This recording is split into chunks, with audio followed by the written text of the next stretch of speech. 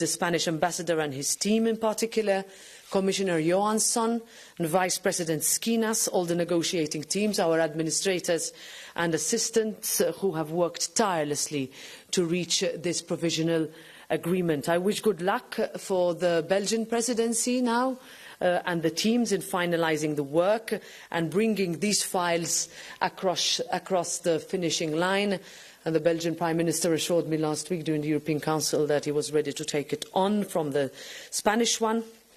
Last word, we can really be proud of Europe today. The agreement before the end of this year is a huge success for the constructive pro-European centre. Ahead of an election year in Europe, we had promised it to our citizens, and now we are delivering. It all comes down to Europe taking the lead, and we do it our way. We do it responsibly by addressing topics that are important for our people. So I'll stop here and give the floor to the rapporteurs. Yeah, Mr. Tobé, rapporteur for the regulation on asylum and migration management, please, you have the floor.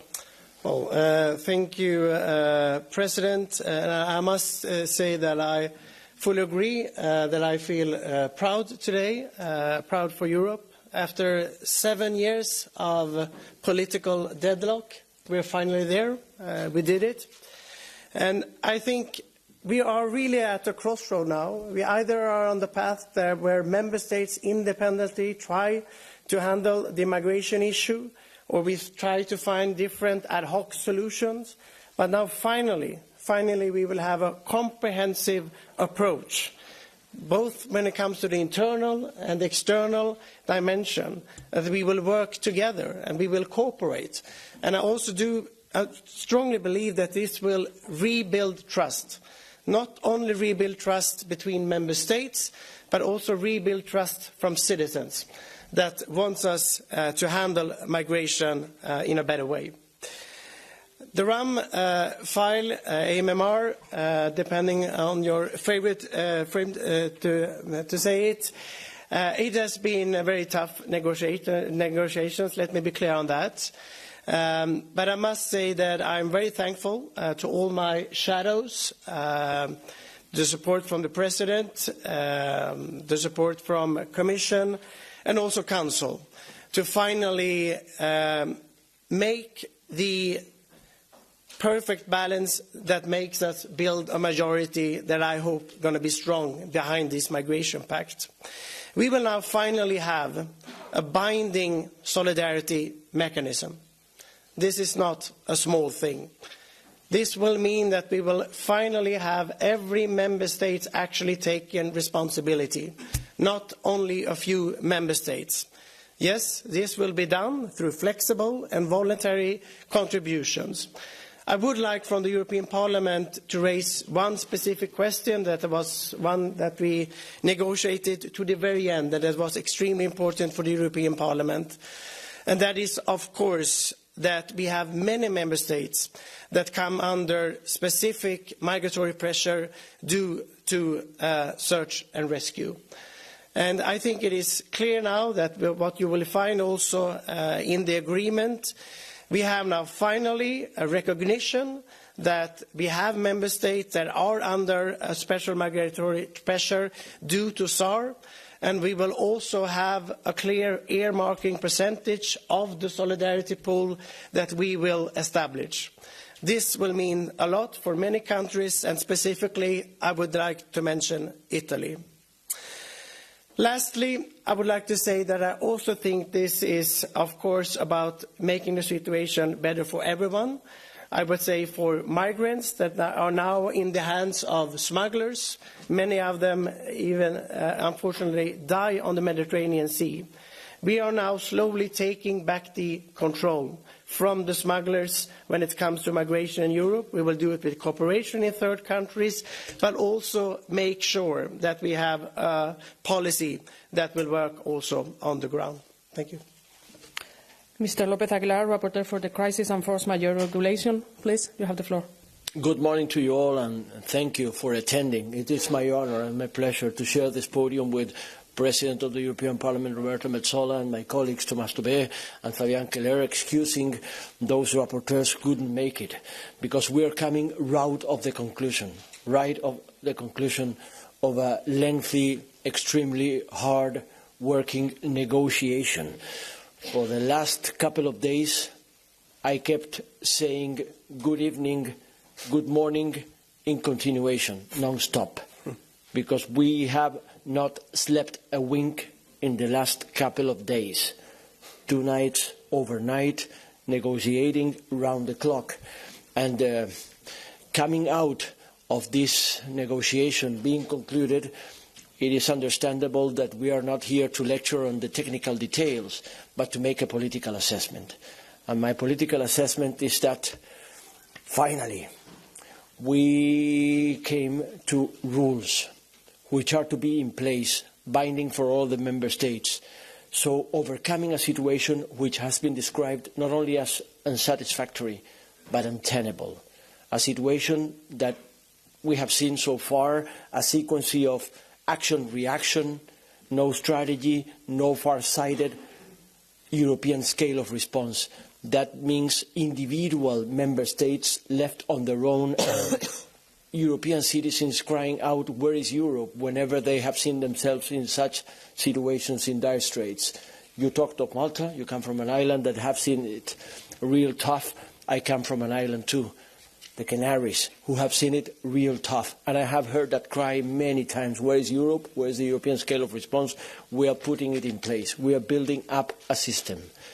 Not easy to negotiate hand in hand 5 regulations and, by the same token, getting back on track some pending files of the last mandate which resulted in failure. We're making a difference in this mandate because this mandate is not resulting in failure. We are putting up a system of regulations which are particularly binding for the member states. They are all intertwined. So let me just reassure you that we made the right choice by endorsing the package approach which we have combined with the Council. All the presidencies in a roadmap, starting with the French presidency and now the negotiation concluded under the Spanish presidency, but to be adopted through the next Belgian presidency in this mandate of the European Parliament. So in this mandate, the outcome is not failure. It's success, because we are putting in place regulations combined all together. RAM, which is Regulation on Asylum Migration Management, APR, Asylum Procedure Regulation, Eurodac Screening, and the Crisis Regulation, which is the regulation of which I have been in charge. Crisis Regulation is a particularly effective scale of solidarity response. It enhances solidarity. In the Commission recommendation, it enhances solidarity, going beyond the fair share of individual member states and responding to the call of solidarity by a member state which faces some kind of a mass influx of arrivals into its external border. Combined with force majeure and the instrumentalization as an assumptions, we have put in place, first of all, solidarity mechanism, enhanced solidarity responses when a country sees itself in a crisis situation. Then prima facie international protection. That was a very strong point for the negotiating team of the European Parliament, so that member state could provide immediate protection to certain categories of vulnerable human beings. Prima facie international protection. Maybe because they're coming from a third country which deserves special attention, or because they fit into categories that have been set by the European Commission, and especially vulnerable, they are to be granted prima facie international protection. Then, of course, we have discussed derogations, and through the negotiation, which have been extremely hard, we have come to limit the derogations that were called by the member states, because the member states in crisis argue that they need extended timelines in order to meet the requirements of the general asylum system. When it comes to registration, when it comes to border procedure, we have worked real hard in order to limit the claim of member states to have derogations. And then, as a positive assessment in all of the crises, I would highlight the relevance of including search and rescue operation in a situation of crisis. That is particularly meant for the so-called frontline member states, those leaning on the Mediterranean, and Spain leaning not only to the Mediterranean but also to the Atlantic, which happens to be the most perilous and deadly route to the European Union. Search and rescue operations and crisis can be declared because of a regional or local level, so it doesn't need to be national. It's a certain region, let alone say the Canaries or the Aegean Islands or Pelagic Islands in Italy. That is also an assumption in order to call for especially effective solidarity response. And finally, ensuring fundamental rights of the applicants. That had been a point very strongly made by the European Parliament negotiating team, so that certain vulnerable situations, including minors, unaccompanied minors, and minors underage with family members, are to be granted a special consideration even when the derogations are implemented. And all it's to be taken care by a European relocation coordinator, which is a new institution, a new body in place, in order precisely to provide for help to reach out for the member states and make sure that solidarity responses are implemented. So the point I'm making is that should we have not come to this positive outcome in this negotiation, that would have been, in my view, a serious major blow to the European cause. But it didn't happen. What is happening is that we finally achieved it.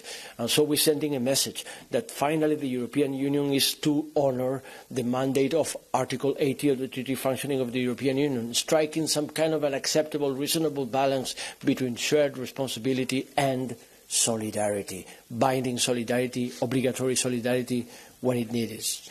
Thank you.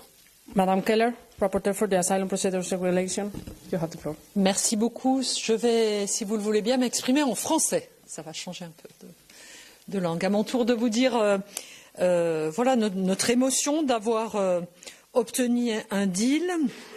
Émotion d'autant plus grande qu'effectivement on est un peu affecté par le manque de sommeil.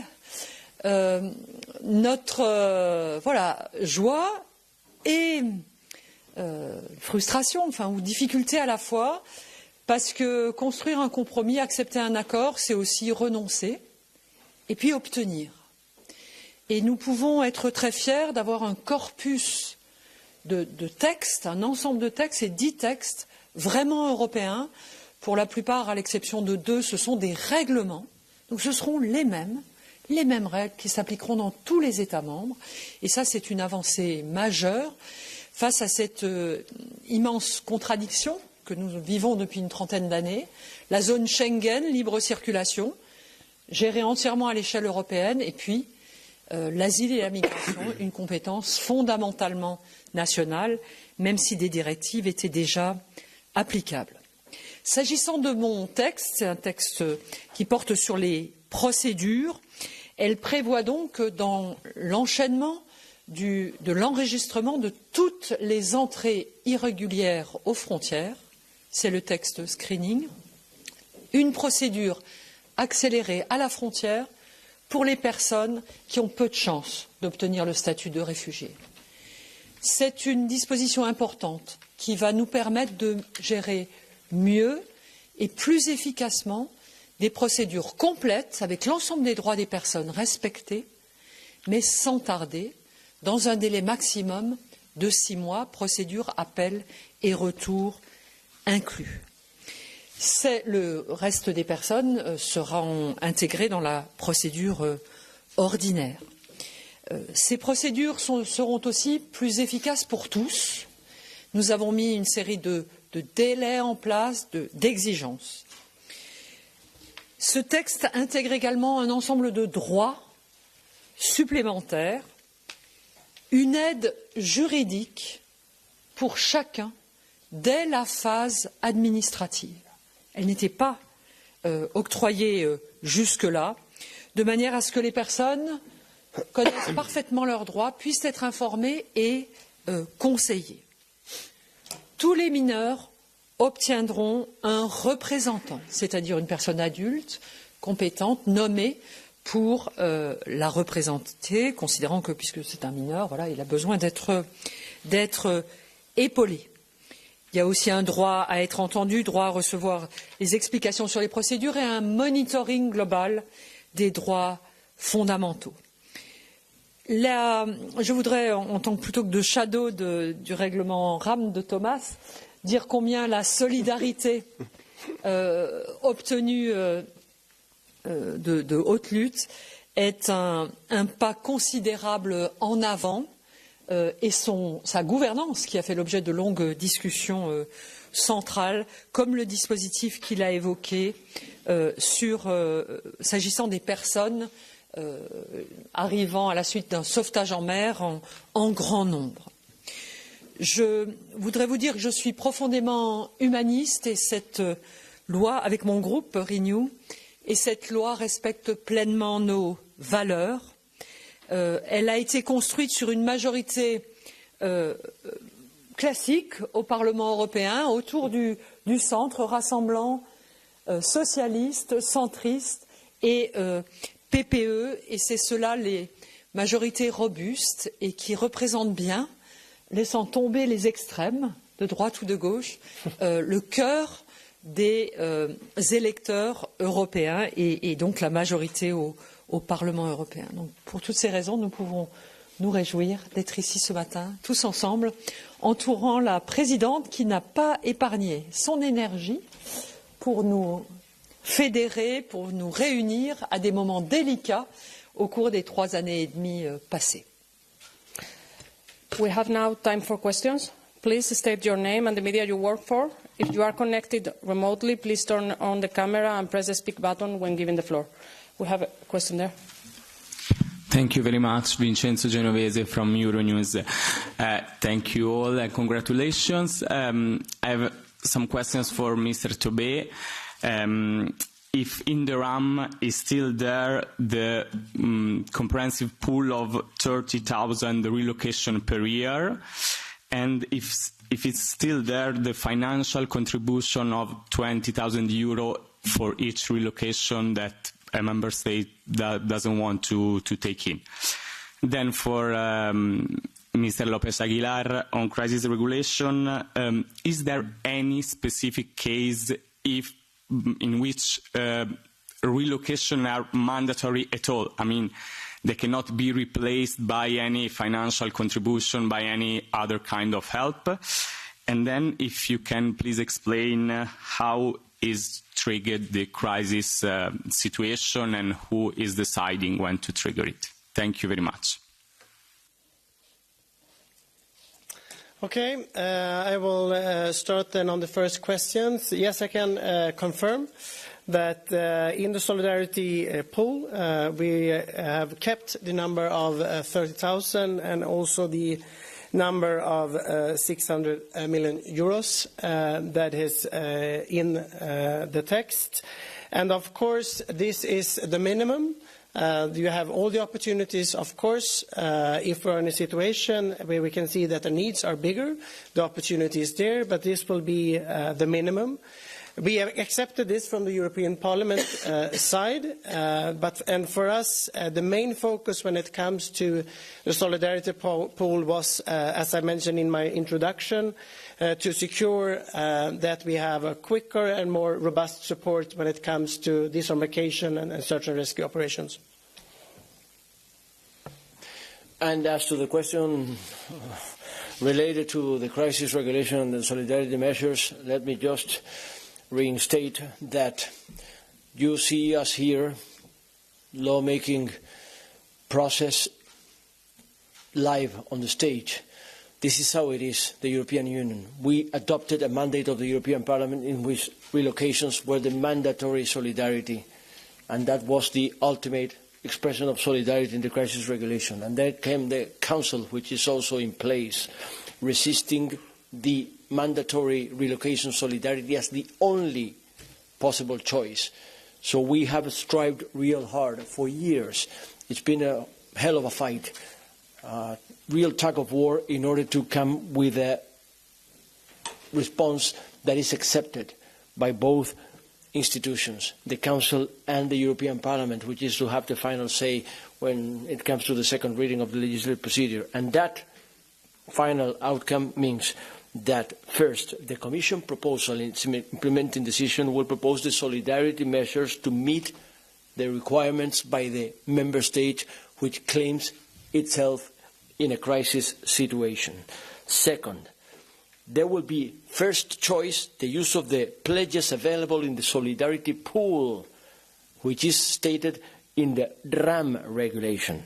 Then, right afterward, if there is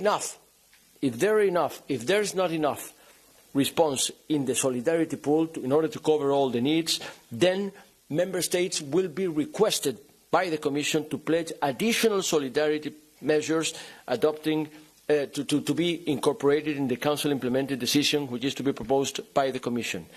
And if there is not enough pledges in the Council implemented decision, all the needs to meet all the needs of the member state, then there will be the mandatory responsibility, so-called offset, to be activated. That means that the contributing member states shall take responsibility first for all the international protection situation in which the member states facing a situation of crisis has been determined as responsible, and to the relocation needs identified to address the situation of crisis. And second, where necessary, the contributing member states shall take responsibility beyond the fair share, which is the one to be assessed by the Commission. You mentioned some equation. There is a solidarity pool by 30,000, and if not, there will be some. But that is a calculation. That is an estimation. It's not written. So the thing is that once the Commission takes hold of the situation, it will call for the member states to come with additional solidarity pledges. And of course, the priority that has been a fight in the crisis situation will be mandatory relocation programs. Mandatory, that will be the priority. That will be the priority, so that certain categories of people, particularly international applicants, will be preferred by the member states, and then the Commission will make sure that the member states will go beyond the so-called fair share as to solidarity response. We have now a question from David Carreta online. David, if you... Yes, thank you. Can you hear me well? Yes, thank you very much. Thank you, David Carretta, Radio Radicale. Je vais poser ma question en français, si je peux. Un des arguments que a été avancé pour l'adoption du nouveau pacte sur migration et asile, c'est faire barrage à l'extrême droite. Et la présidente l'a dit, c'est une victoire pour le centre politique. Mais en lisant le jugement que beaucoup d'experts et au moins 50 ONG ont donné de ce texte, ils disent deux choses. Ça ne va pas marcher en cas d'afflux massif. Et deuxièmement, l'Europe sacrifie ses valeurs, les droits fondamentaux. Je voulais vous demander une réaction à cette critique et pourquoi le citoyen européen devrait choisir la copie de ce que propose l'extrême droite par rapport à l'original. Merci. Et vous avez adressé la question à qui exactement? I can start by answering. Yeah, please, go ahead. Yeah. Okay, so thank you for this question, and then I will leave my colleagues to come in. I think it is worth underlining once again the difficulty with which, you have to go through in order to reach an agreement. That we, from the European Parliament's perspective, insisted on all these legislative instruments remaining interlinked and connected together, because the risk would have been that we would have either advanced on the asylum files and not the security files, or on the security files and not on the asylum files, with the impossibility to find a majority in this Parliament or in the Council. My colleagues also said and made specific reference to the insistence by the Parliament, whether during the border procedure, I know Fabienne will probably go through this as well, through the insistence on a binding solidarity mechanism. This was the Parliament's demand from the very beginning. To the respect for fundamental rights for applicants. Also, Juan Fernando said it, one of the Parliament's insistent points on which it insisted. All of these would not have been there if it were not for the Parliament to have negotiated until the very end.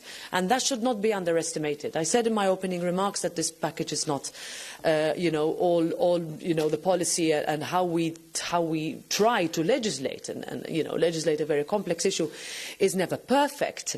But let's not underestimate the risk of, if we had not reached such a deal as happened in 2017, when we went into an election campaign in 2019, the number one concern of citizens in almost all member states was migration, and we did not have a legislative response as co-legislators in the European Union to it. So one could always say, yes, let's see where we go in the future. In Fabienne's instrument, there is provisions on safe third countries, which will still have to be implemented. We can also talk about how much more we need to do on returns, how much more we need to discuss with our third country neighbours. But let's also not underestimate. This means that hopefully member states will feel less inclined to reintroduce internal borders because the influx is being managed. This means that smuggling operations will not be able to operate as they've been operated so far. These are all things that we would also urge those organisations that are looking, and I'm sure they will look at all the technical detail of what our colleagues have managed in the last few hours, in order not to discredit a pact that really brought the centre together, and it's a centre that does not copy the right but actually goes on pragmatism. Mr. Tobé, please. Yeah, I don't share the opinion that we are going away from our values or fundamental rights. I think that is clear if you go through the text. I mean, I can respect that we have colleagues in this House that are not happy with the result, and they might not even support the migration pact. But for me, this really comes down to, I think, the time for speeches about migration is over. We know all the speeches, and we have listened to them for many, many years now. And it could be from populist parties, or it could be from others. And this really comes down to, do you want to have a proper European solution or not? That is basically what this comes down to. And of course, there are some proposals we would like to have seen in another way from the European Parliament. But we achieve the big things. We achieved that we will finally have all member states in. We will finally have everyone taking some kind of responsibility. Yes, it is flexible. Yes, it is voluntary. But it will mean a lot. We will finally work together, and I think that is the most important thing today. If you may, I would argue the simplification of the assumption that this package would be ideologically oriented or serving the purpose of the extreme right. On the contrary. First of all, when we're talking about binding rules, we're talking about binding rules of all the member states, regardless the political colour or orientation of the relevant governments in place. And believe me, there are many, because migration and asylum have proved the most divisive issue in the European agenda. What are we doing here? Precisely, we are coming up with a European scale of response, which is exactly the opposite of the ultimate agenda of the far right, which is precisely going national, going back to national. That is a dystopia, not only because it ignores the rules on which the European area of liberty, justice and security is founded, including the rule of fair shared responsibility and solidarity when it comes to migration and asylum policy and lawmaking, but also the very idea of a European scale of response. That is actually the positive side of this whole thing. And let me add something. If I hear some opinions that they are not happy with this package or with this agreement and the compromises underlying, I would argue that is precisely the point. None of us is happy. But when you come to a negotiating round in which you see a variety of political groups, and you see 27 member states represented in the Council, and you see a sequence of rotating presidency making points on behalf of two institutions which are to be put in line if we want to have European legislation, that is precisely the point of compromising. No one can come out from this negotiation entirely happy. No one can have it its own way. But it's absolutely untrue that this package denies EU values. On the contrary, it reaffirms EU values, including fundamental rights, precisely because we are finally putting in place legislation which is binding for all the member states, including human rights, fundamental rights considerations. And that is precisely the aim of this whole negotiation we're coming from, and that is the difference we're making. Because the situation where we're coming from is precisely a situation of anomia, a situation in which member states have been inclined or even incited to act on their own, with individual, fragmented, non-systemic reactions, instead of a European system of response, which is the one we're trying to put in place here. Oui, merci beaucoup. Vous posez la question d'un projet qui reprendrait les propositions de l'extrême droite. Moi, j'ai bien regardé, je n'ai pas vu beaucoup de membres du groupe ID présents dans les négociations.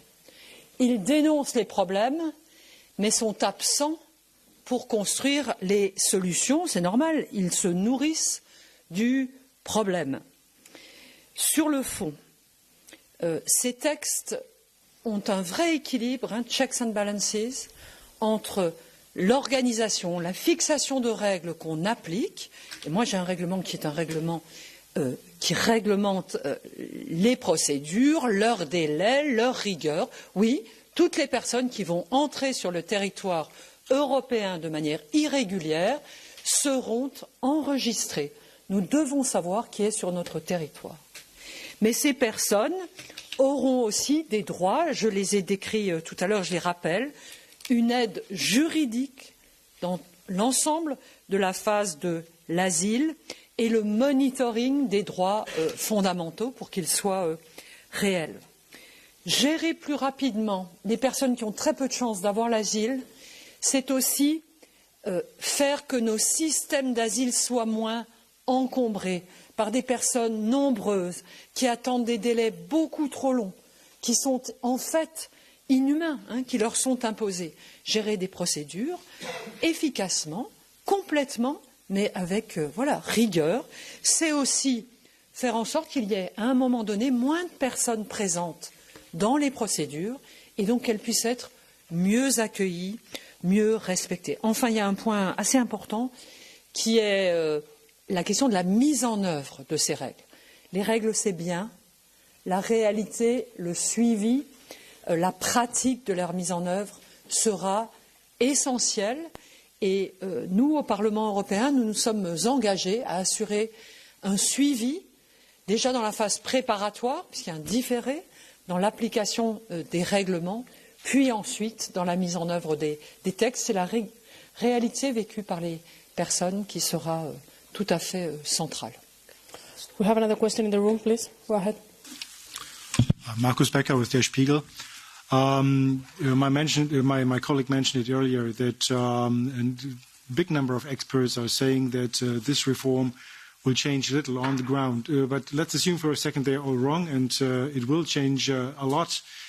Still, you already mentioned it, Madam President, for example, that these rules will have to be implemented next year by the Belgian presidency. It will take time. So what exactly do you think will change on the ground that will convince people before the European elections that this is a reform that shows the EU works and this is not a reform that does not work, where the right-wing parties could seize on that fact and say, see people, they are agreed on this reform and nothing changes on the ground, so vote for us.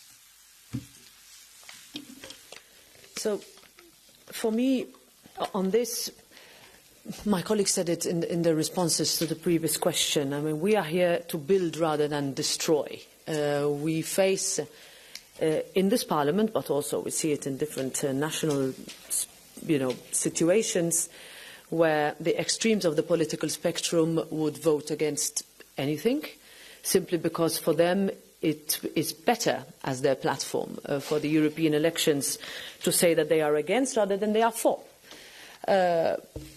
2019, all of us were candidates then, was not an easy election campaign, because precisely then we needed to face the fact that from a legislative perspective, and let's not forget this is our core role, we had not managed to find a deal with the Council and spent years saying that the situation is blocked and who's to blame and which group could have done better, etc. This is not the case today, and I think we should welcome this today. It is a historic day, not for nothing, that you had, after years of deadlock, light, I would say, at the end of the tunnel. And this brings those five presidencies into the spectrum, because these five presidencies are also led by prime ministers or presidents that will go into the European elections and say, we worked on migration and made a deal. Now, changing on the ground, what I would wish, I would tell you, is that we would have less situations where leaders of countries find no option but to go it alone, where they feel excluded and their citizens feel that there's no European solution. Search and rescue was mentioned, avoiding deaths was mentioned. 10 years ago we had Lampedusa tragedy. How have we made sure that smugglers will no longer continue to have such a profitable business? When you have the possibility of member states working together, at the moment they find themselves in a situation where they present themselves with an influx at their border, an internal one, and they close it. This pact aims to resolve that, and that is not nothing. 7 pieces of legislation, actually 8, even if we refer, for example, to Eurodac, which has been on hold for a very long time, finally a deal on it, in order also for it to be balanced with our aims as a parliament, is something that was important for frontline member states, but also important for member states that are, let's say, on the secondary step of receiving migrants. Where do we go next? How do we talk to our neighbouring third countries? Agreements that are made with them. This is all the next step that would not have been possible without this pact. And I think that rather than today give a platform to those who are saying that this is not a good enough deal, to those that are saying that this will not work, because that will go straight into the laps of those who precisely don't want it to work, because they run election campaigns on populist intolerance rhetoric. And that's not something that this stage is shared by. And we, my colleagues, represent the 3 groups in the House, but have also found majorities in this House that will hopefully, we need to work on a majority in the plenary in the spring, in order for us to go just before the elections with a vote that is strong, that is clear, and that is reflected by a vote in the Council that is strong and that is clear, because governments also need to play their part. But as co-legislators we have done ours, and I think we should be proud of it. Mr. López Aguilar, yes, please. You've raised a very challenging question, and I will be particularly blunt. This mandate started in 2019, and for good reason. This European Parliament requested Ursula von der Leyen, in order to be invested President of the forthcoming Commission, to come up with an actual European common asylum system. The situation where we're coming from was a situation where there were directives in place and one regulation, the so-called Dublin regulation, which lies the responsibility of not only granting international protection or asylum to the country of first entry, but the whole responsibility of the procedure and the services entailed to the country of first entry, which led to a dynamic of a continuation of rebuttals and even arguments within the Council that I have seen live representing the European Parliament in the Council of Ministers of Justice on the grounds of so-called secondary movements. Then we actually asked for a system which is now coming in regulations, which are particularly binding legislative acts for all the member states directly. They don't need transposition. And you know what? We're overcoming Dublin, because now that rule of simply lying the whole responsibility on the country of first entry is going to be superseded by RAM, by the regulation on asylum migration. That is a difference. And you know what? I'm coming from the Canary Islands. And whenever there is a search and rescue operation, which is an everyday situation in the Canaries, because believe me, they come by thousands every weekend in the Canaries. The whole response lies on Spain, and the whole solidarity lies on the Spanish internal solidarity we call derivation programs. And you know what? From now on, facing a search and rescue operation, there will be a European scale of response. Finally, there will be a relocation program, European scale, not only Spanish relocation program called derivation. That is a difference. That is a huge difference. You're asking what is going to change? This is a change. Regulations which are binding, which don't need transposition, don't need 2 years of transposing directives, and again, a dynamic of appeals before the European Court of Justice for those countries in violation of their obligations to comply with the directives is going to be effective once they are finally adopted. And the whole system, consisting of 5 regulations, is going to make a difference.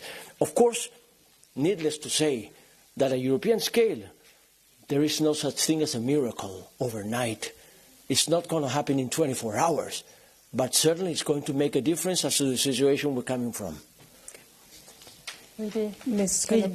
Peut-être très rapidement, oui, et merci d'avoir envisagé cette hypothèse. L'idée vraiment, le principe fondamental, c'est d'entrer dans une autre organisation de l'asile et de la migration. La question, ce n'est pas de répondre à un problème. L'asile et la migration, c'est une réalité de l'humanité depuis toujours. Donc, le défi, et ce que nous avons pris en main ici, c'est l'idée de la gérer en européen, et plus chacun à l'échelle nationale avec des éléments européens. C'est vraiment en européen. Et le défi de la mise en œuvre concrète de ce pacte, c'est qu'effectivement les procédures soient plus efficaces, qu'on ait de meilleures conditions d'accueil, que les droits des personnes soient mieux respectés. Et aux 50 ONG que vous évoquez, qui dénoncent aujourd'hui certains aspects du pacte, nous les connaissons, elles travaillent sur le terrain, on a dialogué avec elles. Moi-même, j'ai fait une évaluation pendant 1 an de Dublin.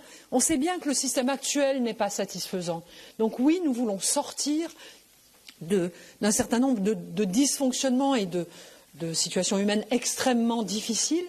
J'ai envie de leur proposer de nous aider, de nous accompagner dans ces temps de construction, il y aura un temps intermédiaire de préparation de la mise en application des textes, ensemble de construire une bonne application rigoureuse et totalement respectueuse des droits de l'homme. Elle est prévue pour ça. On a besoin d'eux, par exemple, le legal counseling pour tout le monde. On nous dit, oh là là, on ne trouvera pas tous les conseils, etc. Si on peut, avec les ONG, travailler pour qu'il y ait des possibilités concrètes de mise à disposition de personnes, d'associations qui puissent leur délivrer ce conseil, alors on aura progressé dans l'effectivité du droit des migrants à connaître le système juridique et l'ensemble de leurs droits. Mr. Tobé, please. Yes, thank you. I just want to make one thing clear from my side.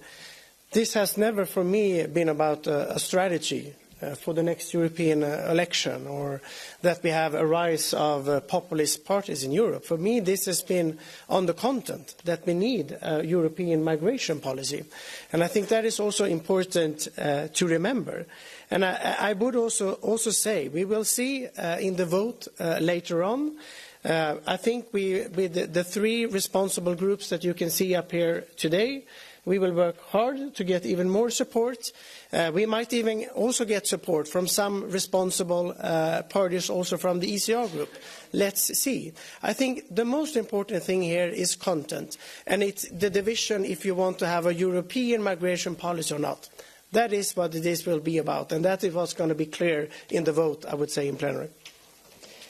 We have now a few more questions online. I will group them. So please, I will ask you to say who you are addressing the question to. Please, Maria Sara. Hello, thanks for the floor. I hope you hear me. Maria Sara with FC Newspaper Greece. I have 2 questions. The first is for Mrs. Keller.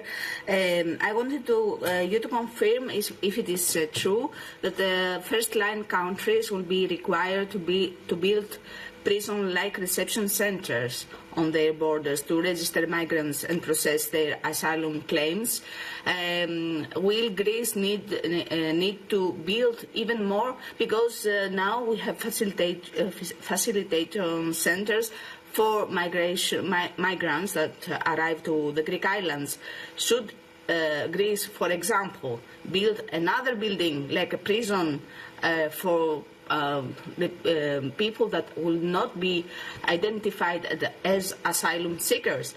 And the second question is more political. I think that Madame Metsola, President Metsola, could answer how the European Parliament would press the Commission and the Member States to implement this new law, because we have seen in the past problems with the implementation of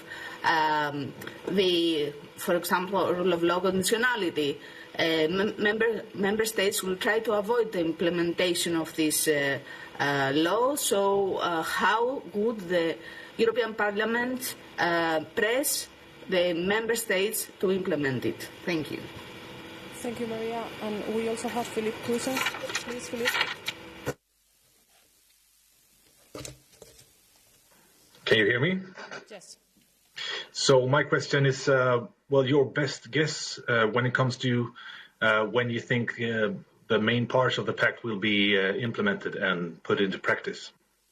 Thank you. Thank you very much. And a last one by Eleonora Vasquez. Eleonora, please.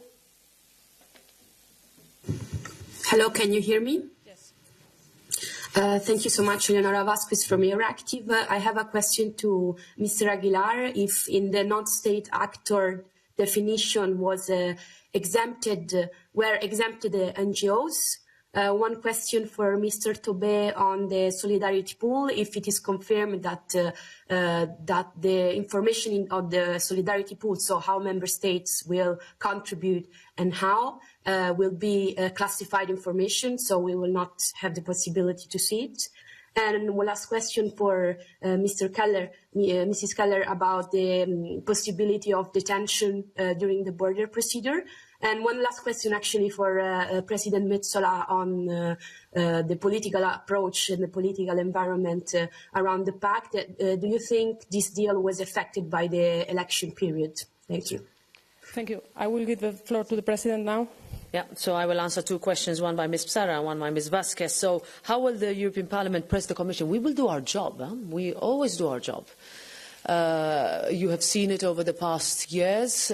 First, where we ask the questions that need to be asked, we push where it needs to be pushed. This was the first demand that we put to the incoming Commission in 2019, that we needed a pact that revisits the deadlock and tries to unblock it, and that's where we are at. Today is really a day which shows and puts paid to the Parliament's role, not only as co-legislator but also as one of scrutiny and inquiry.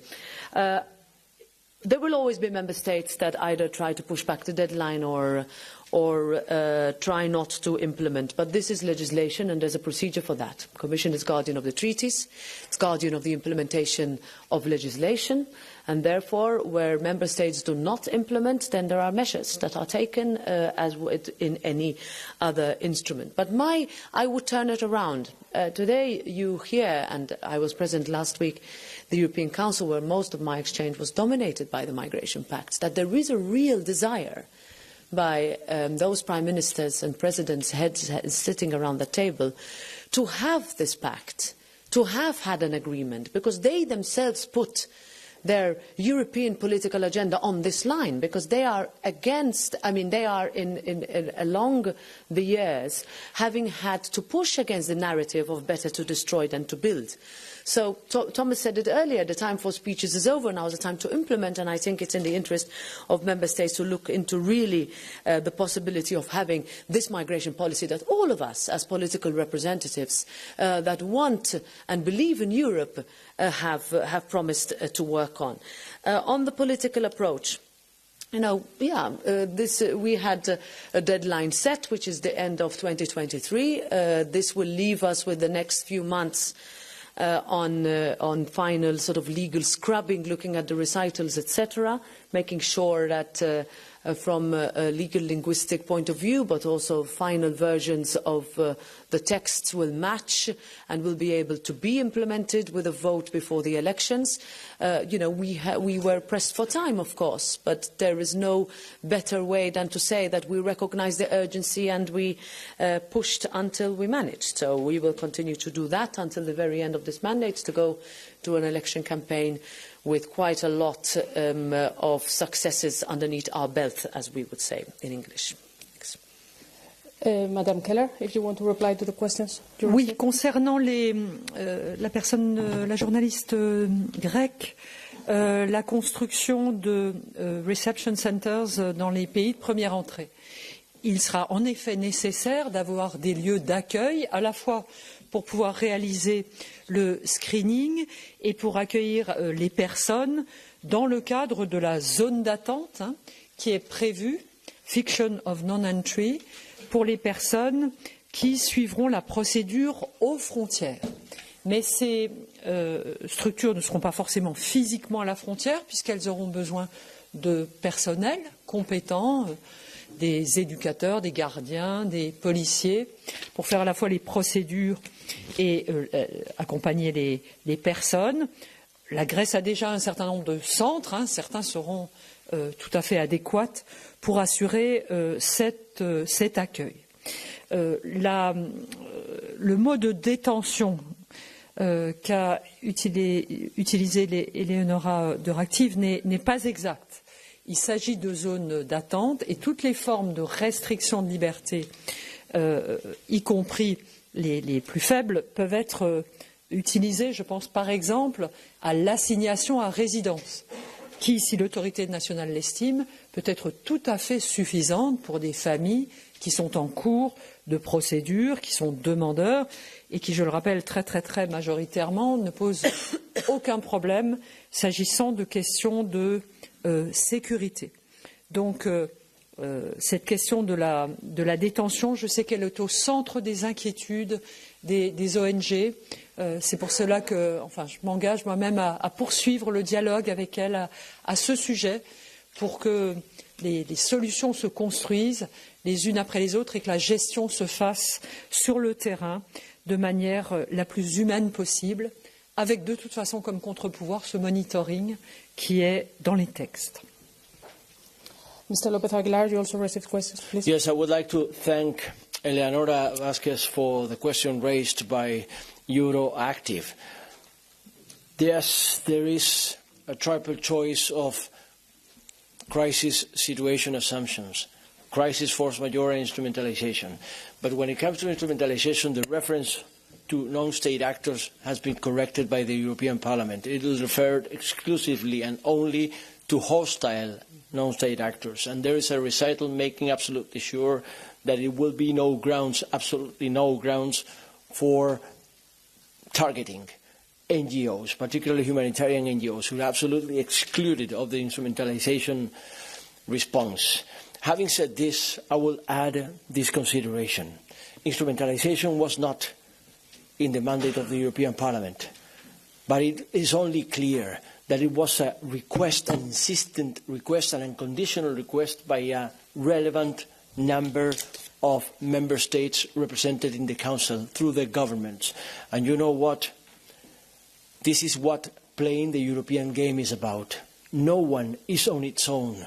This European Parliament happens to be the only directly elected democratic institution in the European architecture. And precisely because of it, it's a pluralistic body. We are 700. And you know what? For 40 years, 44 now, it's been directly elected, and no political group has had ever majority to adopt any legislation first reading on its own. It has always requested a combination of political groups summing up compromises. To begin with in the European Parliament, but then comes the conversation with the Council. And you see 27 member states around the table, and they make it clear that for them it's absolutely unconditional to put in place some request of them which was not in our mandate. It is in their mandate. That is the case of instrumentalization. Some member states found instrumentalization absolutely essential for the compromise we've reached. But we have corrected that request by making sure that by no means it will be aiming to non-governmental organizations, NGOs, particularly humanitarian NGOs involved in search and rescue. It will be facilitators of hostile non-state actors. They were referring to some specific organizations which might be in your mind frame, needless to name them, but it's an assumption that is in their consideration and their concern, and that is why we have actually shaped it. But the lesson is clear. The lesson is that when you go the European game, it takes a lot of compromising. That is why whenever you come out from a negotiation so lengthy for 3 whole years, non-stop, relentless, we haven't wasted a single second. Working so hard, you have to come with positions which were not your own, so that you have some gain, you put some added value, you put something into it. And that is why I think every rapporteur and every negotiating team represented by every rapporteur has made throughout this lengthy, extremely cumbersome, extremely tiresome, extremely stressful negotiation. But we made it. So we're making a added value. And just final point, again, on your what is the gain, what is the difference we're making. Think of the opposite. Think what it would have been that after 3 long years of lengthy, tiresome negotiations, we tell the people outside here, we tell our citizens, we tell our constituencies, you know what? We didn't make it at all. We didn't achieve anything. Nothing has been done after all of these years. That would be completely unacceptable as a European response. We made it, and that is a difference. Please, Mr. Tobe, finally for your questions. Yes, thank you. I think the question was asked, when will we see this fully implemented in full action? And to be quite clear with you, what we have achieved here today is a political agreement. And the phase that now will come is that we will actually have even more negotiations on the implementation. So if you're not tired of me already, we will meet even more, I would say, for many hours. But we are working around 2 years. But I think this will be outlined in the coming negotiations between us, and we might see that there can be different parts of the pact that can go before others. But of course, we want to have this fully implemented as soon as possible. But this is to be very open with you, the years that we are discussing at the moment. But we will have to negotiate this further also with Council. On the questions of, from what I understand, as you know, the Council's position was to have a Commission recommendation for a Member State. This is now changed to a clear proposal. We do not have in this deal that this will be made public, but we are having an ongoing discussion with Council to make sure that the European Parliament will be informed immediately when it is sent to a Member State. So this is also part of ongoing discussion. Okay, we need to wrap it here. I just to inform you that we have published a very detailed press release with information on these files, but also on the other 2 that are part of the package, Eurodac reform and screening regulation. We will let the speakers go to their other commitments and to rest. We send you a very good day and an excellent holiday. Thank you for your attendance and for your questions. Thank you so much. Thank you for being so kind. Bye now. When are you flying? When are you flying? Right now.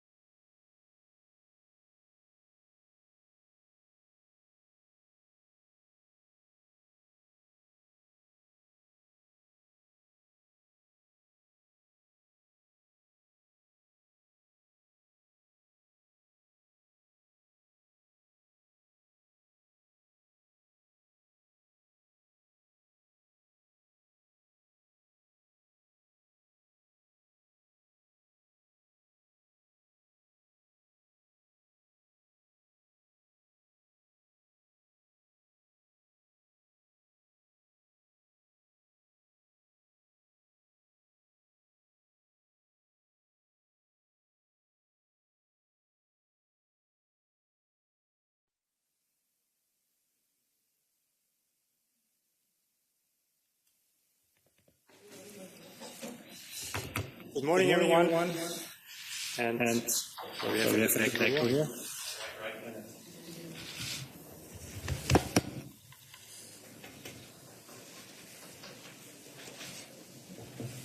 Hold on.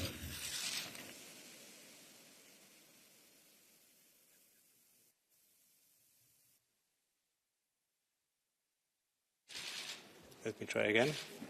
Okay, no more echo. Very good. Good morning, everyone. Welcome to this press conference. I'm glad to welcome Vice President Skinas and Commissioner Johansson here with good news on the Migration Pact after a long night. So without further ado, I give the floor to Vice President Skinas. Yes, good morning, everybody.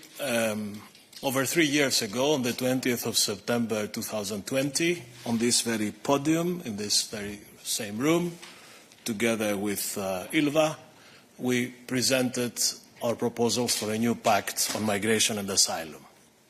That was just 12 days after the fire in Moria, in Lesbos, which was the last chapter of a Europe that we want to forget on migration policy.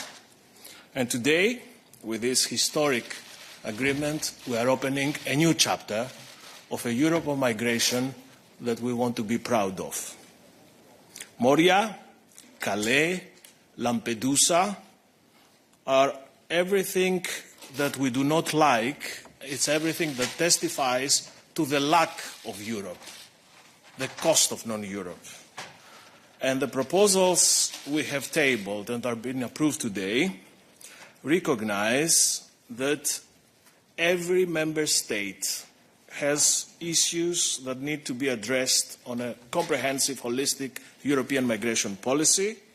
Everyone's concerns need to be recognized, acknowledged and addressed.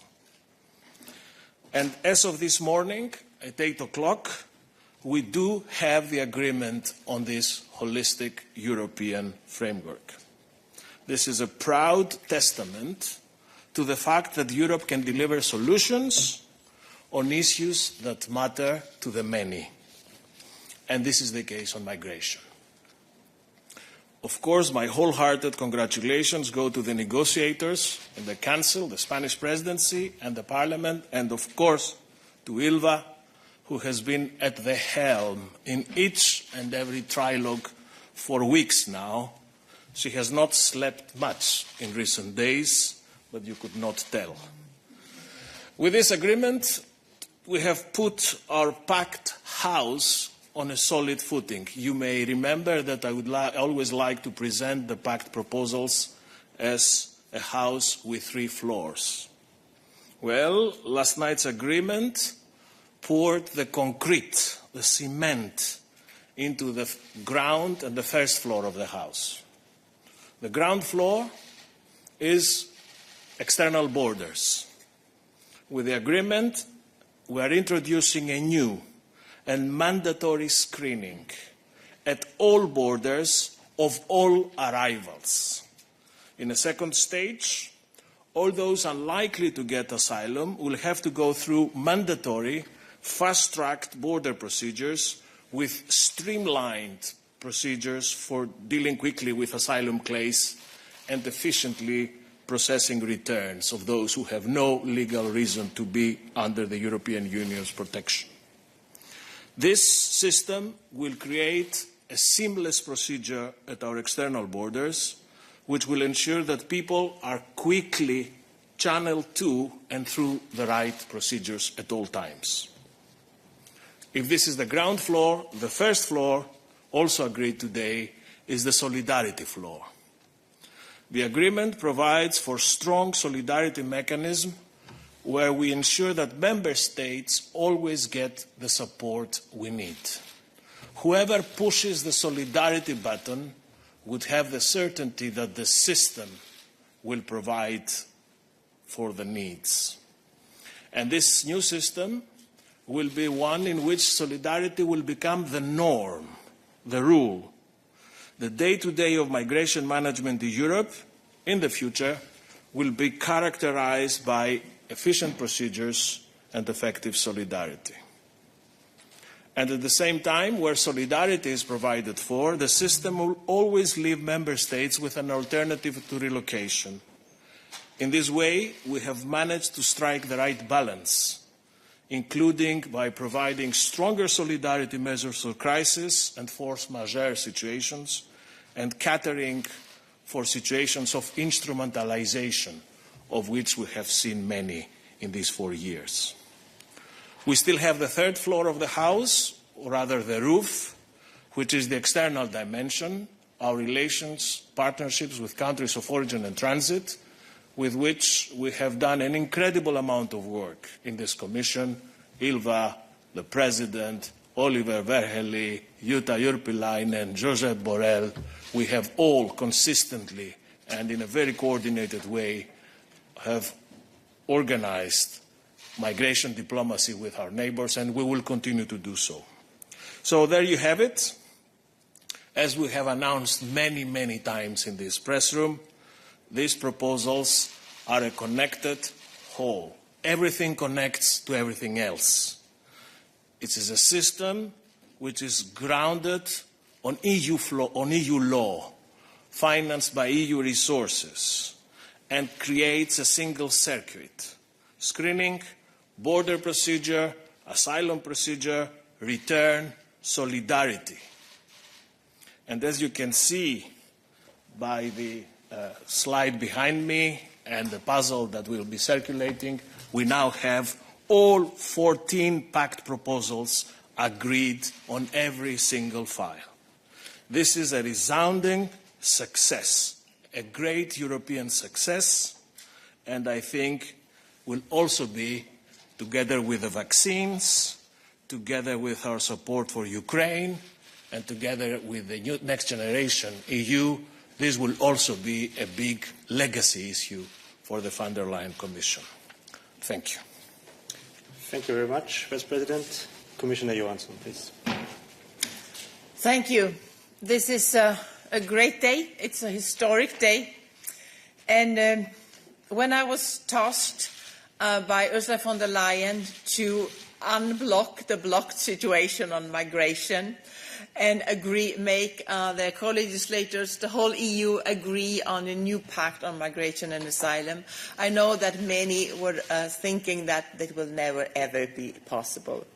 And when Margaritis and I presented the pact 3.5 years ago, I also remember how the welcome was lukewarm. Nobody was very enthusiastic, but nobody were against it. And there was no split. And everybody was ready to start working on it. And that was also thanks to the preparation work we had done before presenting it. So I feel a great success, a very happiness today, but of course this is not for me. This is a great success for Europe. Finally, after so many years, we have managed to agree on a common, comprehensive migration and asylum policy. And even more important, it's not only a win for EU and Europe, it's a win for migrants. So many migrants, so many refugees have been suffering. Margaritis mentioned, for example, Moria. We all remember totally unacceptable living conditions. Also, I must say that so many local communities have been suffering of being overwhelmed and not having the solidarity they need, not at least on islands. We have seen it on the Greek islands, we see it on Cyprus, we see it on Lampedusa, we see it on the Canary Islands. So I should say that we for many years have been suffering, migrants, refugees, islands, local communities, and the whole EU in the lack of an agreement on a comprehensive migration and asylum policy. And there have been so many voices say that this is not possible, this is too toxic, this is too difficult, we are still too split. That turned out not to be true. We managed to actually agree on this. And we managed to do it, I should say, in a quite calm way. So we have reached these agreements. Both Parliament reached their positions on different files, when Council reached its position on different files, and now finally, when we have gone through these trialogues and that we concluded this morning, as Margaritis already said. I think this has been, of course, it's always difficult with negotiations.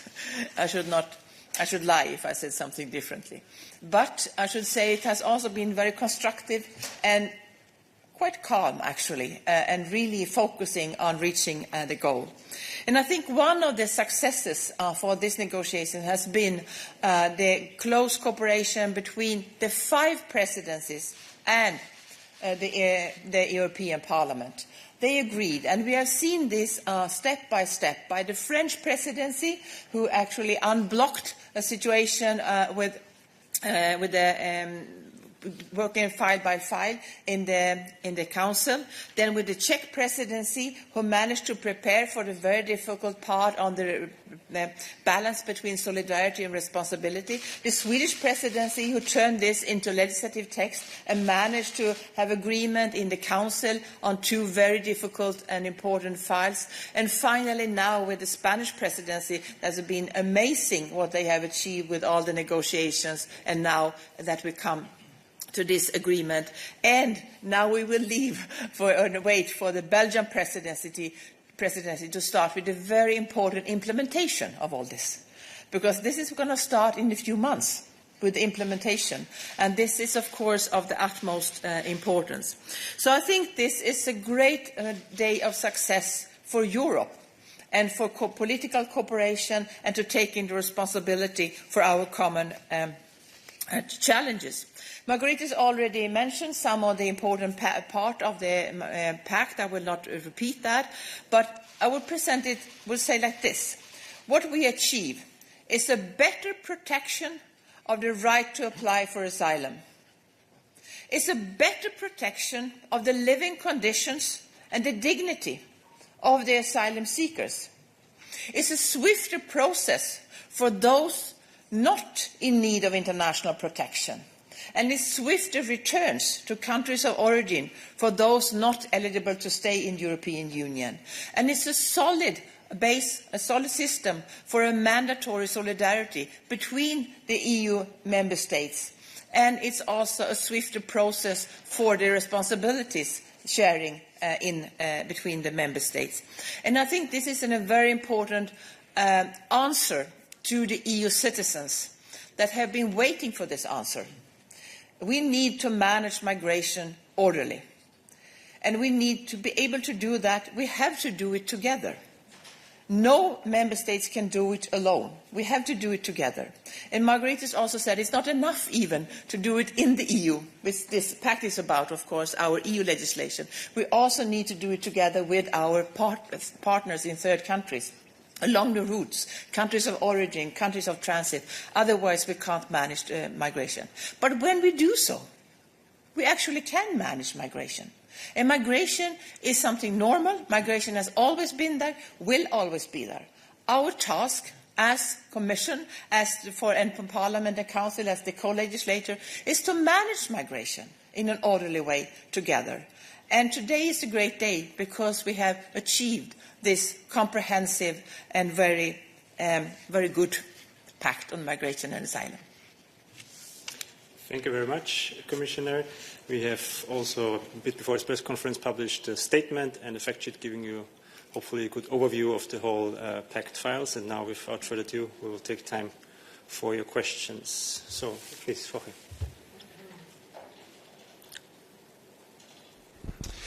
Jorge Liboreiro, Euronews Commissioner, you were right. Many of us thought this day will never come, so congratulations on your deal. I have 3 questions for you. The first one on the asylum procedure of 12 weeks. We've been hearing a lot from humanitarian organizations that this new border procedure will lead to arbitrary detention, crowded camps, and degrade the quality of asylum.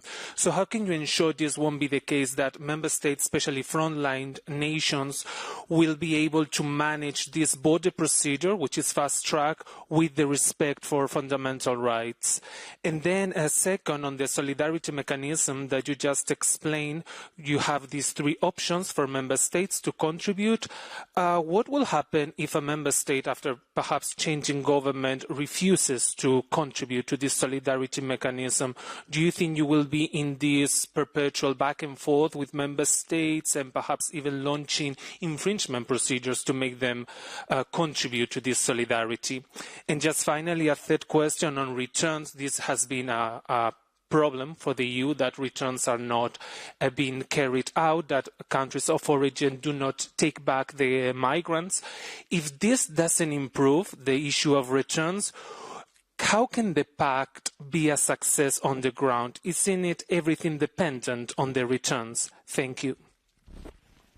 There were a lot of questions. I will try to answer them all. First, in the border procedure, today it's 4 weeks for the border procedure. In the new pact, there will be 12 weeks, so it's a longer time. If you can't do it in 12 weeks, they have to go to the ordinary procedure. So this is very clear. To make sure that there will not be any overcrowding, we have set a cap for the capacity. So member states need to build the capacity, and they cannot take more people into the border procedure than they have capacity to. Otherwise, they have to go to, if there is an overflow, so to say, with the capacity, they have to go to the ordinary procedure. And then we have much better protection in the reception directive on what kind of reception conditions need to be in place for the migrants. So it's much better protection of the individuals here. And we have also now, that was one of the things that was agreed this morning, there will also be the free legal counselling for the whole process for the individuals, which also helps to ensure that they will have a proper process.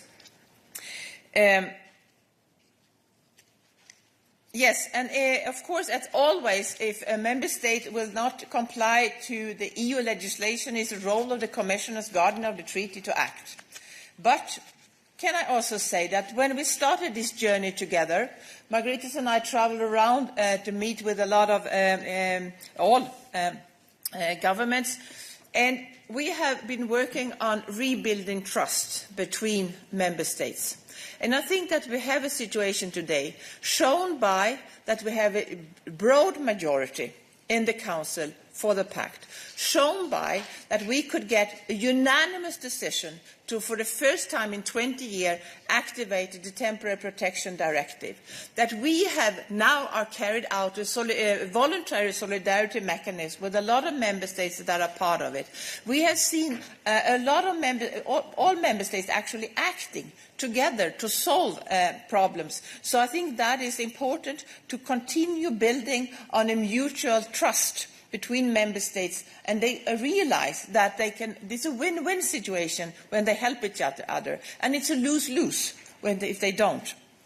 On the returns, so this first we have now more third countries that take back their own citizens. That is partly thanks to extensive travelling from the Commission side. It's also partly thanks to the new instrument that we have been using in the visa code, where with the so-called 25A mechanism that actually works.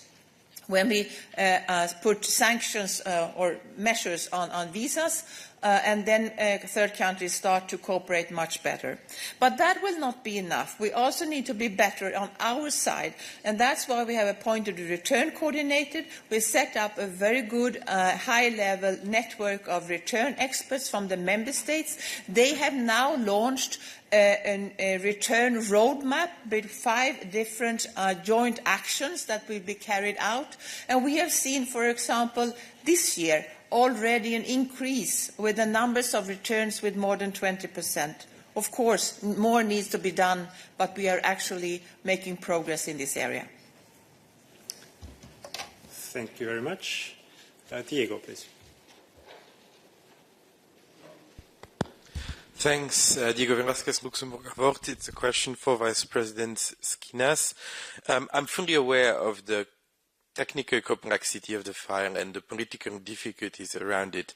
Nevertheless, can you, with a straight face, say that this is a proud moment for Europe when, in the end, the most vulnerable people might be stuck more into detention camps, and through the crisis mechanism and regulation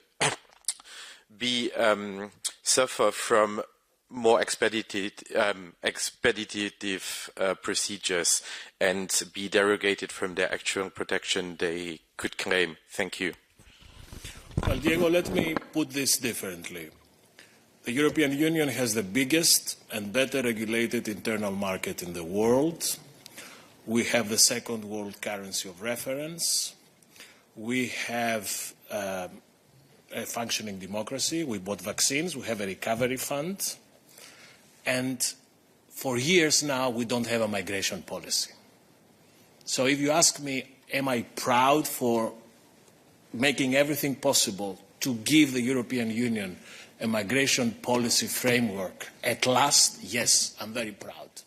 Very proud for both of us, for this Commission, for Council, for Parliament, because we worked hard to fill this gap, which many people don't understand, and which, by the way, is an open invitation to the smugglers and to the traffickers who exploit our cracks, our difficulties, our problems, to create a colossal business model. So we are putting an end to all this by a system which, I will repeat, is grounded on EU law.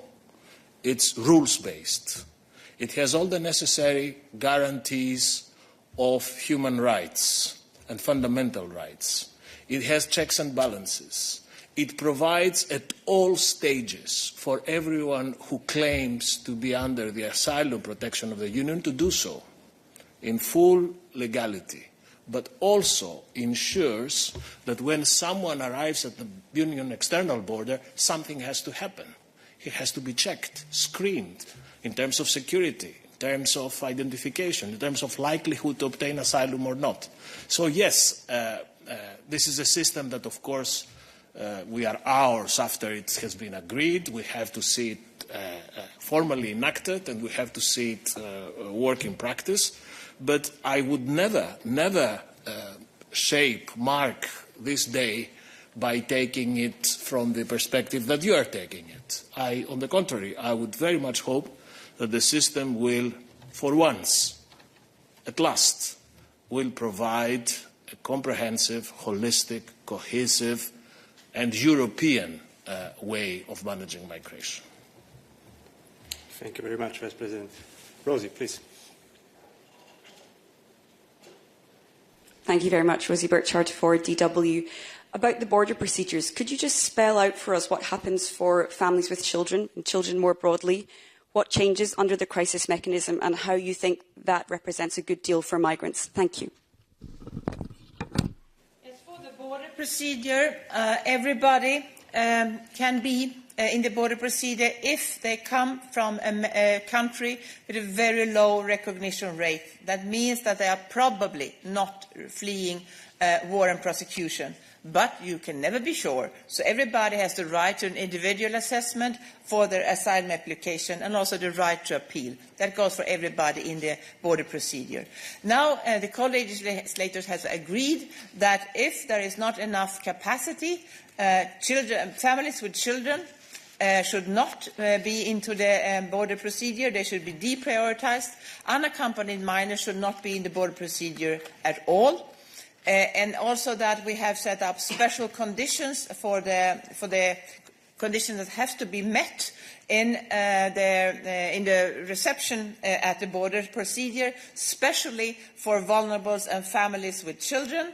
And also, actually an agreement this morning is that if these conditions are not met, the Commission will make recommendations immediately to suspend the access to the border procedures for families with children and other vulnerables. So these are the safeguards to be there. And I think it's important to say what is this? This is actually to make sure that people have a swift answer. Today, a lot of people are staying and waiting in a limbo. They can wait for years until their asylum application has been assessed. And after that, there is a long wait for the appeal. And then, in many member states, there is a new process that could take years for a return decision. And then for the appeal of the return decision. And then when a person or maybe a family with children are finally returned to the country of origin, children have been living here for years, gone to school, make friends, got a boyfriend or a girlfriend. So I think really it's very humane to have a swift and fair way of having a swift decision. And of course, this also goes to be swifter with the negative decision for those not eligible to stay, goes hand in hand with the investment we do in the legal pathways, with the talent pool, with the talent partnership. And this, of course, is part of the same mechanism, so to say. Thank you. Nuridi. Nurdin Fridi from the Arab Television Al Arabiya News Channel. I have a question both for Vice President and Commissioner, Madam Johansson. The pact of migration and asylum could be tested in a few months. Maybe in the case of Gaza war, my question is the European Commission already prepares or planning for possible refugee flux coming from Gaza, as you know the detail what's happening inside? My second question is about the external dimension on the ongoing discussion the European Commission conducted with Egypt. Are you progressing towards a memorandum of understanding, having in mind that the one you signed with Tunisia was widely criticized by many parties, let's say? Thank you. Okay, let me start by saying that, of course, we're following the situation very, very closely on the events in Gaza, and our services provide us for very accurate and regular update of the situation. At this point, we do not detect any major impact in terms of migration flows from Gaza. Of course, we'll have to wait and see how the situation will evolve where we enter a post-conflict horizon, but we are not yet there. Then, on migration diplomacy and relations with countries of origin and transit, I think that this would be also an area where in this Commission we have done a tremendous amount of work, both in countering instrumentalization, which entails a very close relationship with our neighbors, but also in terms of partnerships with countries of origin and transit. There are not many. There are 25 in this planet, and I don't think that it's science fiction for the European Union to strike meaningful partnership agreements and understandings with these 25 countries. On Egypt, yes, we are progressing well. Egypt is an important partner, a solid partner, a partner that we want to see stable. And the President, as you know, I have been there last year, the President went this year. We are in close contact, and yes, we are progressing also in terms of cooperation on migration, but not only. This would be a comprehensive partnership agreement that would cover also other areas. Migration would be part, but it's not a migration-only partnership that we're looking for. And if I just add a little, first, when I say that the implementation of the pact will start in the beginning of next year, that is true. But it's also true that it will take some years. The pact on the legislation contains both a regulation that will come into force earlier and directives that will take a little bit longer time to implement for the member states. So we will not have a fully fledged pact implemented already in a few months. It will take a little bit longer. And what Margaret has already said, since the war started between Israel and Hamas, we have been working on the continuous planning and really being prepared if there will be big migratory flows. We have not seen any sign of that so far. I must say, but of course we have to be prepared for different situations. All right, thank you. I will now go to the platform to also give chance for a couple of questions from there. So Maria, please.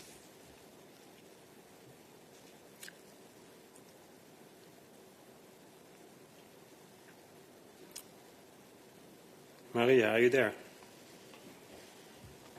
We have many Marias. Which one? It's only one who raised her hand. It's Maria Psara.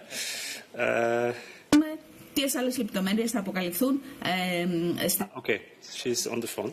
So we will go to David first and come back to Maria later. Thank you very much. David Carretta, Radio Radicale. I hope you can hear me well. Commissioner Johansson, first question to you, if I may. You mentioned Moria, and the system that you are putting in place is inspired by the Moria model. You can that's what, for example, 50 quite important NGOs said in an open letter a couple of days ago. So I'm wondering what will happen the day we will have several Moria in Sicily, in the Canary Islands, and so on. And the second question to Commissioner Johansson, Italy in the second quarter of 2023 effectively returned 735 people. 735. How this system could work if a country under major pressure like Italy is not able to return migrants that cannot stay in the country. Et si je peux une question en français au vice-président Margaritis Schinas. Vous avez dit dans le passé souvent, ça va être notre réponse à l'extrême droite. Et je voulais vous demander, qu'est-ce qui va se passer le jour où l'extrême droite va dire on a gagné idéologiquement?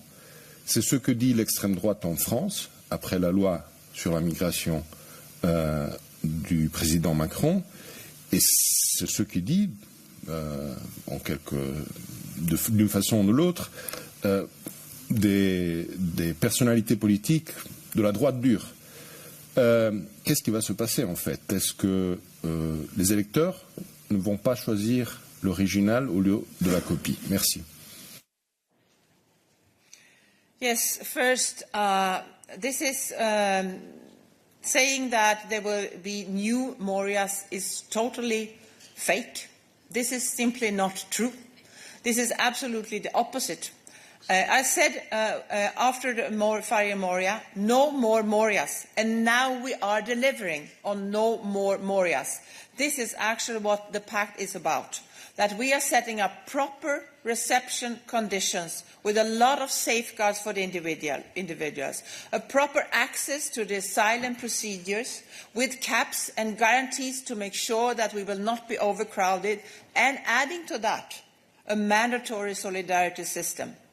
Just to give you one example, when we had the fire in Moria, we asked member states for voluntary relocation, and many, many member states replied. More than half of all the member states said, yes, we will do relocation. This is really a crisis. And we thought we had a successful relocation. We relocated 5,000.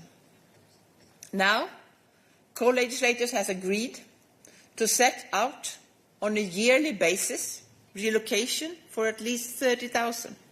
So it's a much more solid system to make sure that we will not anymore be in a situation where we will see people suffering in camps like Moria's. On the return rate, it's true that different member states have are different successful. It depends partly on their internal system. It also depends partly on from which countries their migrants are coming and how easy because easy to return them. But all member states are making progress, and I think it's not really fair to look into figures just for one quarter. You have to look at the trend for over a little bit longer time. And the trend for the European Union is that we are returning more people, and that we have a higher percentage of those that are being returned are returning voluntarily, and that Frontex is supporting a bigger and bigger proportion of member states for their returns.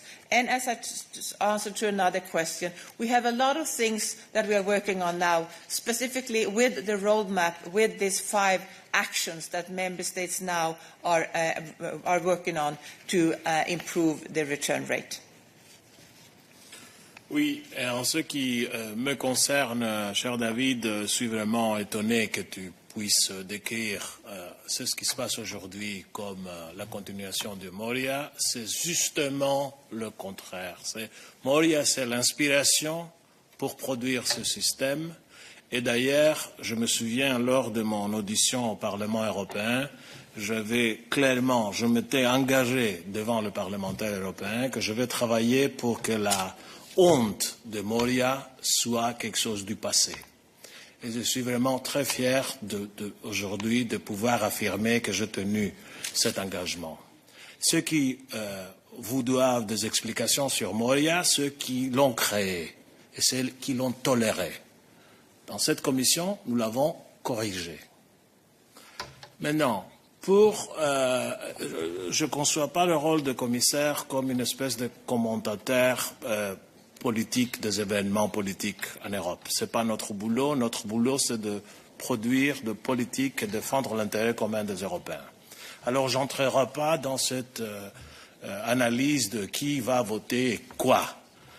Mais je suis, et ça je tiens à le dire, très encouragé, comme il va ce matin, de voir que les 3 grandes familles politiques, comme représentées au Parlement européen, étaient derrière cet accord. Tous les 3, le PPE, le groupe socialiste et le groupe Renew.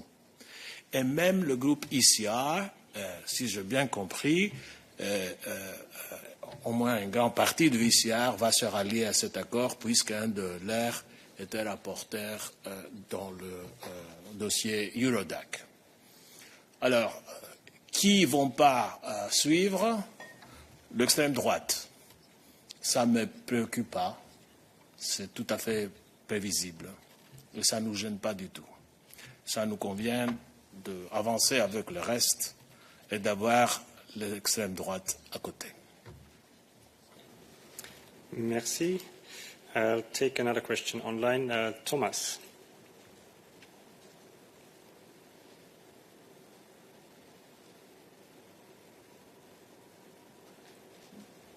Thomas, are you here?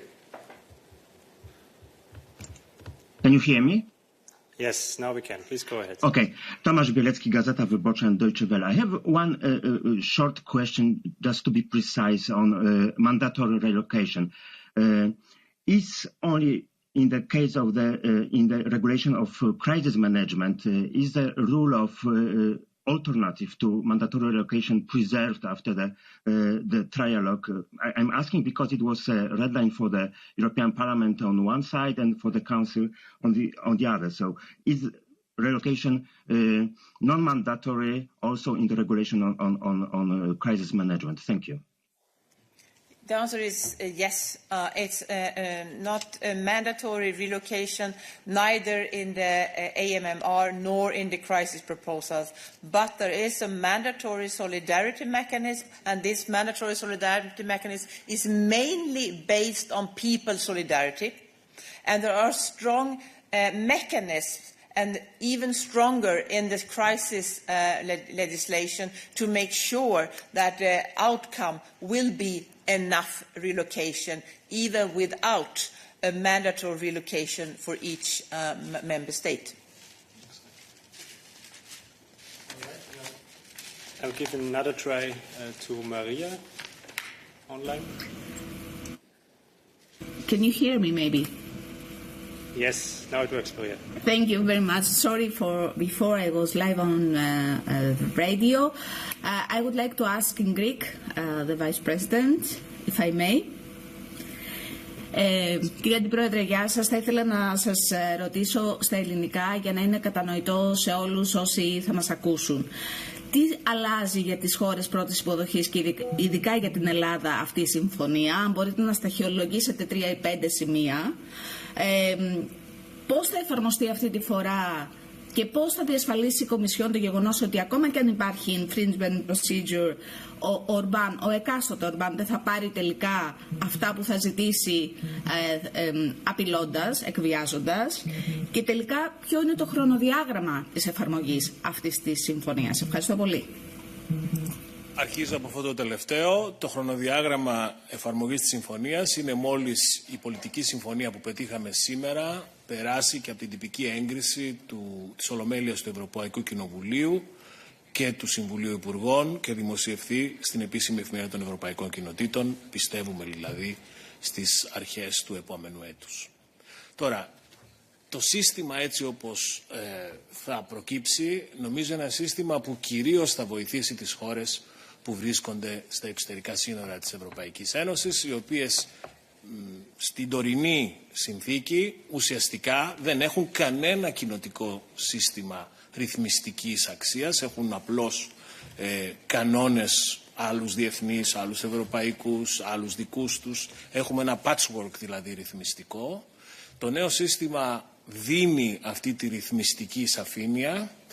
Μόλις κάποιος φτάνει στα εξωτερικά της Ευρωπαϊκής Ένωσης, στα εξωτερικά σύνορα, θα μπαίνει σε μια διαδικασία ελέγχου, screening όπως τη λέμε, θα ταυτοποιείται, θα αποσαφηνίζεται το καθεστώς που συνδέεται με την αν είναι ρίσκο ασφάλειας ή όχι, θα βλέπουμε περί τίνος πρόκειται, ποιος είναι, αν έχει, τι πιθανότητες έχει να λάβει προστασία ασύλου, και ανάλογα με την διαδικασία αυτού του screening είτε θα μπαίνει στη διαδικασία παροχής ασύλου, δηλαδή θα προχωράει μέσα στο σύστημα, είτε θα μέσω των προαναχωρησιακών κέντρων στα σημεία εισόδου θα επιστρέφεται στις χώρες προέλευσης και διέλευσης. Αυτό είναι λοιπόν μια μεγάλη καινοτομία, αυτή η διαδικασία ελέγχου στα εξωτερικά σύνορα που σήμερα δεν υπάρχει.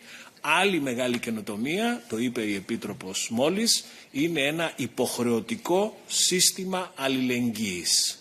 Όποιος αιτείται αλληλεγγύη, το σύμφωνο θα του παρέχει το μείγμα αλληλεγγύης που θα είναι απαραίτητο για να πάρει πίεση από το κράτος μέλος, και είμαστε σίγουροι ότι το μείγμα αλληλεγγύης σε κάθε περίπτωση θα καλύπτει τις ανάγκες που υπάρχουν στο συγκεκριμένο κράτος μέλος. Και αυτό είναι λοιπόν μια πολύ σημαντική νομοθεσία, καινοτομία, συν το γεγονός ότι έχουμε πια νέα υπερσύγχρονα κέντρα με ευρωπαϊκά στάντα στα εξωτερικά μας σύνορα και στα ελληνικά νησιά, συν το γεγονός της ενισχυμένης παρουσίας της Frontex στην εξωτερική περίμετρο και συν το γεγονός των μεγάλων συμφωνιών που συνεχίζουμε να κάνουμε με χώρες προέλευσης και διέλευσης. Όλα αυτά είναι τα νέα στοιχεία και όλα αυτά θα βοηθήσουν να αλλάξουμε σελίδα στο μεταναστευτικό.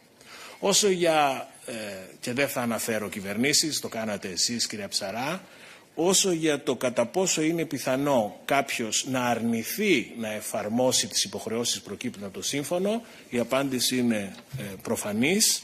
Εδώ έχουμε ένα σύστημα που είναι αγκιστρωμένο στο κοινοτικό δίκαιο. Είναι μέρος της κοινοτικής νομιμότητας.